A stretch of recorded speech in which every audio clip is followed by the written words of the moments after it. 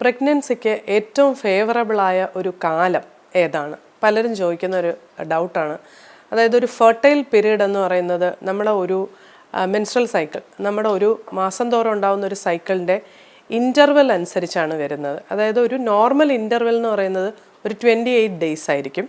ഒരു 28 ഡേയ്സ് സൈക്കിളുള്ള ആളിന് സൈക്കിളിന് 14 ഡേയ്സ് മുന്നേ ആണ് ഓവുലേഷൻ വരാൻ സാധ്യത.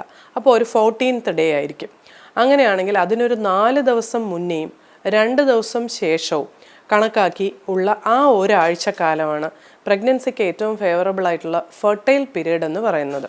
പലപ്പോഴും സെപ്പറേറ്റ് ചെയ്ത് ഇരിക്കുന്ന ആൾക്കാരും ഫെർട്ടിലിറ്റിക്ക് വേണ്ടി ട്രൈ ചെയ്യുന്ന കപ്പിളും ഒക്കെ ഈ ഒരു ടൈം ശ്രദ്ധിക്കുന്നത് വളരെ നല്ലതായിരിക്കും. അതായത് ഓവുലേഷന് മുന്നേ ഉള്ള 4 ദിവസം, ശേഷമുള്ള 2 ദിവസം, ഇത് ഇൻക്ലൂഡ് ചെയ്യുന്ന ഒരാഴ്ചയാണ് നമ്മൾ കൂടുതലും ഫെർട്ടൈൽ പീരീഡ് എന്ന് പറയുന്നത്.